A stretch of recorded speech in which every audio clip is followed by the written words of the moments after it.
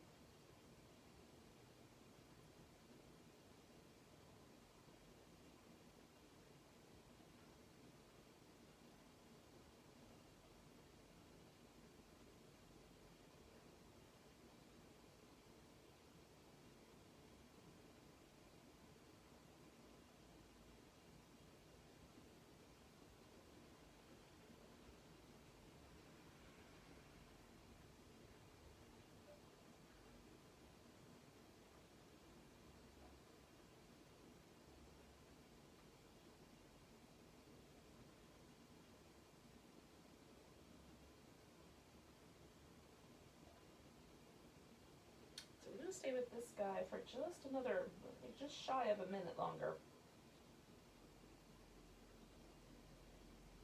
You really notice your breath for this last minute. Let that be your place of sort of mental support.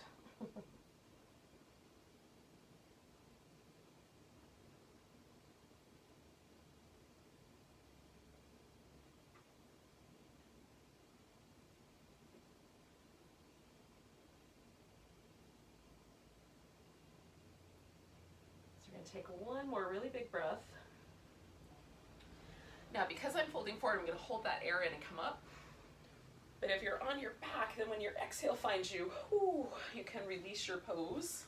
Now, I'm gonna start with just a little shimmy with the legs. So they've been in that one position for a while. So I'm gonna give them this little release. You can do any kind of movement that you think feels really nice. If you're laying on your back, you could do pull the knees into your chest, give yourself a little back massage, that kind of jazz. It's nice.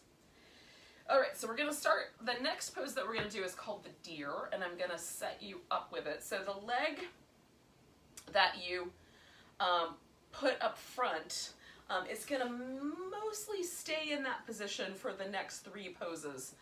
So if you wanna start, like if you have one hip that's a little more forgiving than the other, you can start with your more forgiving hip at the front, and then bring your other leg around the back. So we're gonna take essentially the legs into a little 90-degree, so the knee is about 90 degrees on both legs, and then they're about 90 degrees apart. And there is a kind of sense that for most of us that we're kind of leaning a little bit to one side. So the way that I work with that is I just kind of create a little armrest with some props, whether it's a stack of pillows or a stack of rolled up blankets, whatever you got handy, whatever props you've got at your house is gonna be fine. And then I'm slowly trying to release this hip on this back leg, just kind of let that get softer. And we're gonna stay with each of these next 3 poses for 3 minutes each. So, a pretty good long time, but not as long as the last pose we just held. While we're holding the poses, we can check in, just keep monitoring the body. If anything starts to feel tender or sore, we might need to do a little readjustment. We might, like this leg might need to go forward a little bit or back a little bit. Instead of the 90 degrees, you just want to, work with your own hip, knee, ankle. Make sure there's no pain in any of those places. And we can also use the time that we're in the poses to pay attention to the breath. We can train the mind to stay present by simply watching the breath. And every time we find our mind, our thoughts straying off to other things, just coming back to that breath awareness. You can also be present for other aspects of what's happening around you, present for the sounds in your environment, or for just the sensation of being,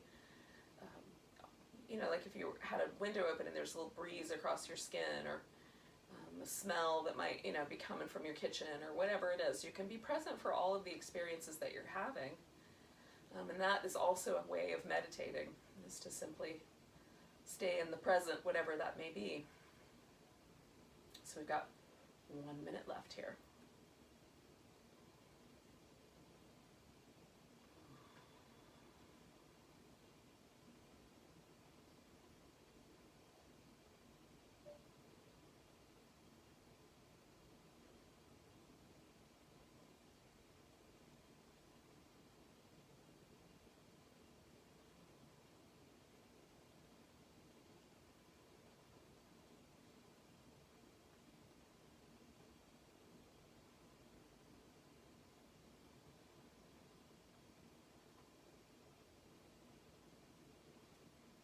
Take 2 big breaths.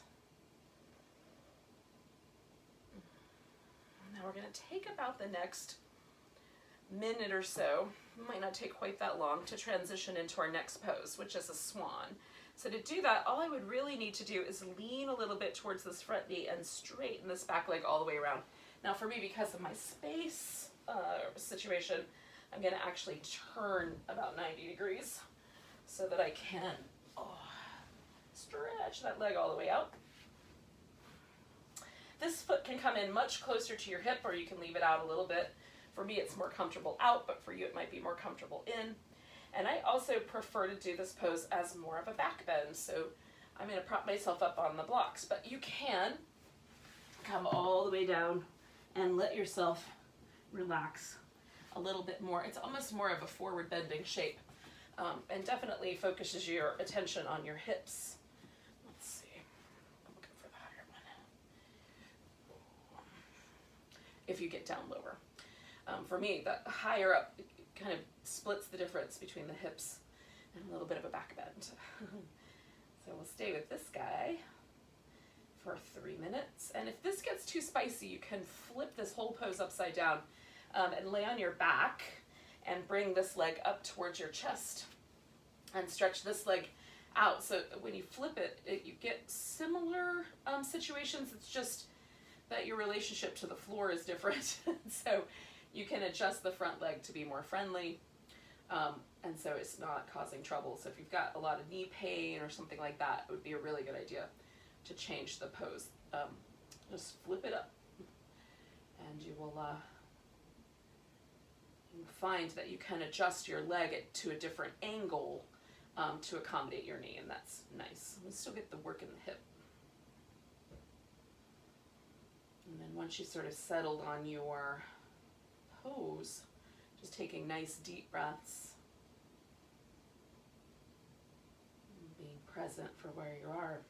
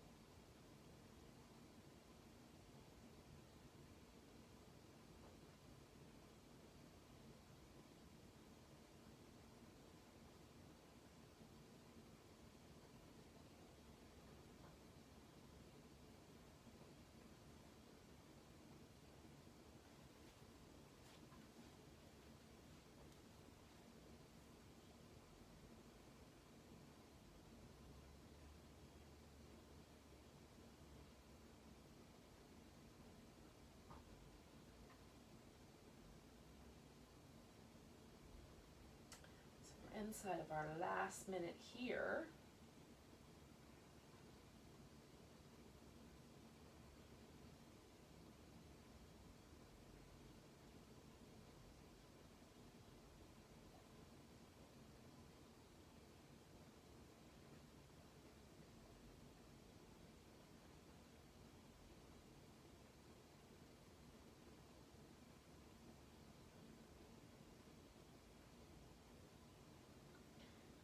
Take a nice big breath. Now, to get into our last pose, which is either going to be a shoelace or it's going to be square pose, we're going to lean a little bit into this front leg hip and bring the back leg all the way around, and it's going to go on top. Now, for me, the square pose is better, which means that my shins overlap. And for other people, it's going to be better to bring the knees closer together instead, and that's the shoelace version. You can also do what I like to do, which is put a block up in front so you can slide your ankle onto a block or onto a pillow, whatever support you've got. And that just keeps my poor little tender inner thigh from being abused by my bony ankle.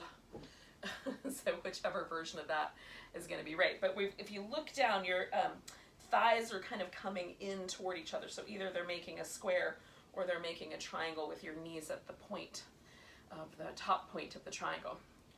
And then again, we're just staying in this outer hip territory. Probably this leg that we started with in the back is, the one that's a little more intense, but that's not always true for everyone. So you're just monitoring that intensity. If you want more, you can fold forward more. You can even go, some people can go all the way to the point where their elbows rest on the floor and their torso rests on their thighs. So there's a little heavy pressure from the body on the legs.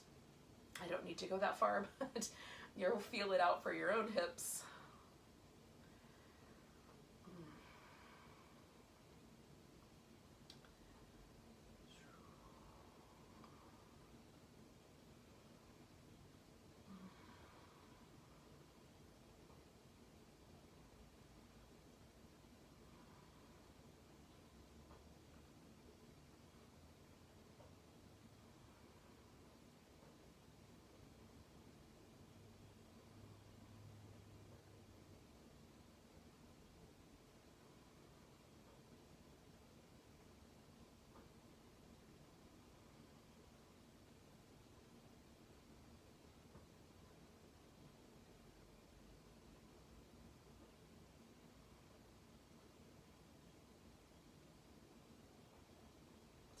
inside of our last minute with this pose as well.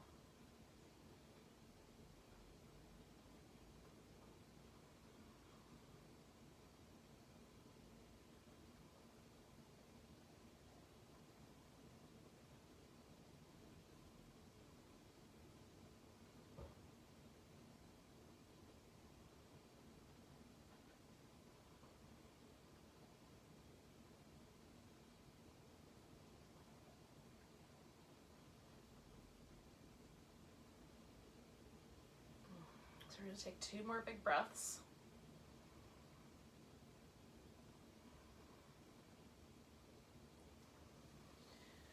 Float ourselves up. Now lean back a little bit so you take all the pressure away from your legs, and then unwind the legs. Oh, we're going to take a little movement here.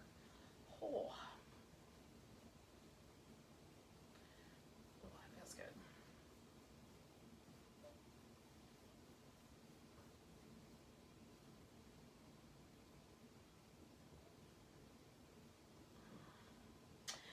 Now, the good news is we're going to do the whole other side. So we're going to take ourselves to the deer, with the other leg in the back.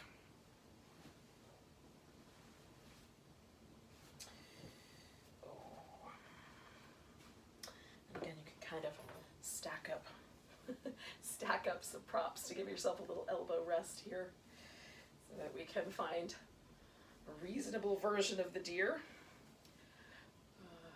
You can lean forward a little bit if that feels better too. It kind of starts to take us into the swan territory, but if you did the more backbendy version of the swan, then it might be nice to lean forward and do a little bit more of resting your elbows on the floor in front of you version of this. I like this kind of sense of working with the pressure that I'm exerting down through this hip, so I'm being very mindful of that. But just as things kind of open up, it seems like there's a gentle sort of shift towards more weight bearing on this hip. Right now, this hip is taking most of my weight for sure. But as things change, like that kind of naturally just starts to happen. I'm not being pushy about it under any circumstance.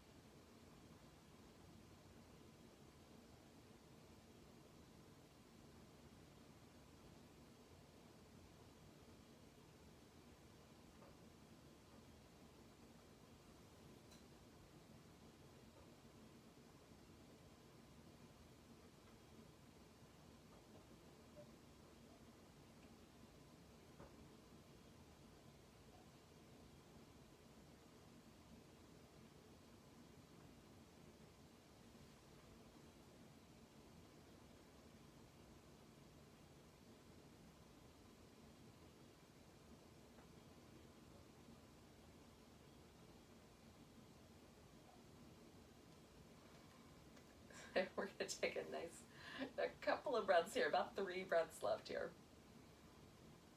And then we're going to spend a little bit of time transitioning into the swan. And again, it might take as long as a minute or so to make that transition, so you can go nice and slow.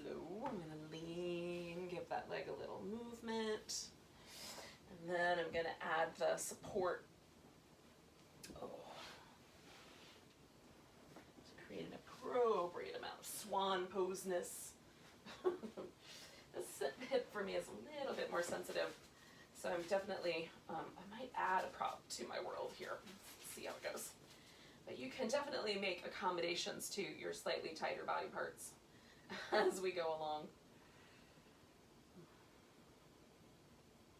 Good morning, sunshine.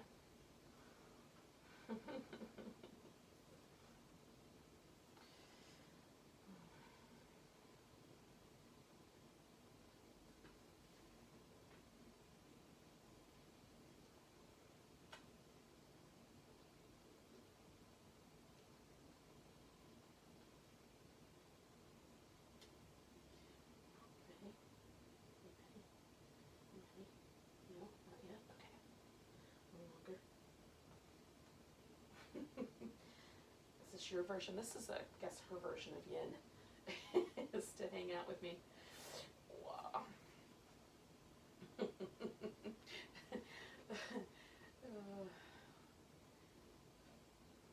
I said, you can be present for whatever's happening in your environment.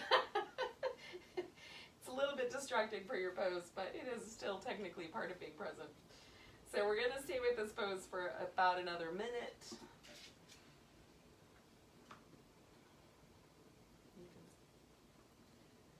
You can take nice deep breaths. Actually feeling really lovely today, so hopefully your pose is not being too grouchy with you, and if it is, you can, again, you can switch this guy to the upside down version at any point.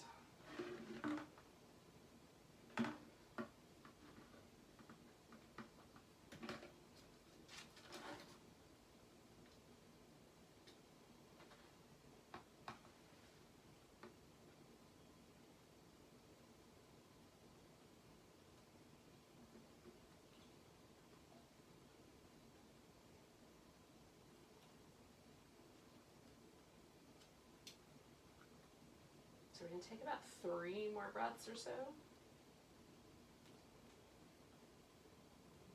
And that third breath as we exhale can be the kind of transitioning beginning. We're moving into either your square or your shoelace. So I'm going to take one more inhale here. And then with my exhale, kind of gently transition myself all the way around.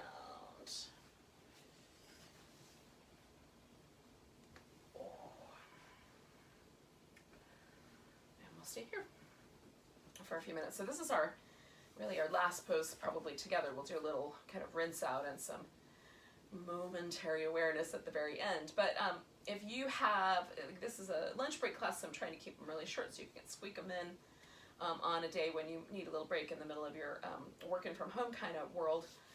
But if you have a little more time, you could always add in a shavasana on your own, where you can lay on the mat and just chill on your back, or you could do like a legs up the wall or a legs over the chair or over the couch, where you lay on your back and then put your legs up and either up the wall or up and over the edge of the couch or the chair.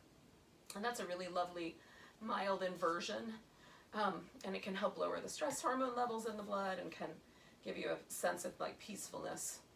So if the yoga itself, the yin sequence that we're doing today, hasn't already done that for you, you can add that little bit of extra on. We won't do that together, but you can do it on your own, because it's delightful.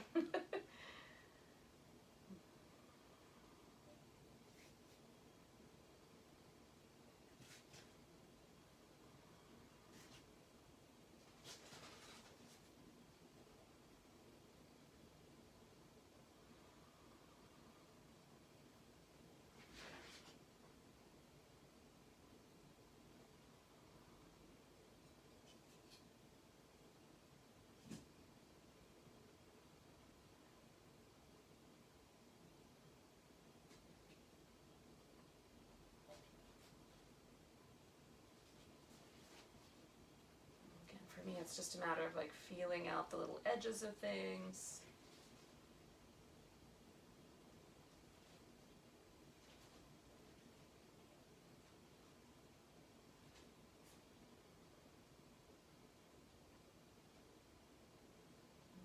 And we're kind of inside of that last minute together here.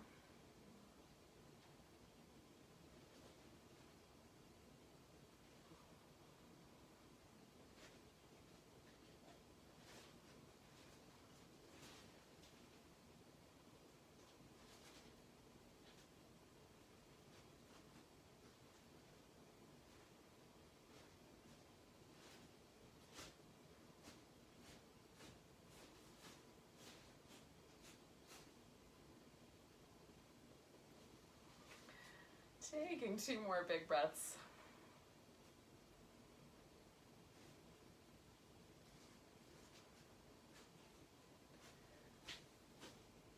So my next inhale is going to bring me all the way up. I'm going to lean back again, taking the pressure away, and then unwind the legs. And then we'll just take a moment there, kind of rinse everything Now, if you've had enough of folded legs, you can simply stay with a leg position where the legs stay straight. So whether wider apart or closer together. And then take a moment and just notice like where you landed mentally, physically from your practice. So I really appreciate you joining me for some lunchtime yin. We're going to take a big breath together. Nice big inhale. Big deep sigh. Enjoy the rest of your day. Namaste.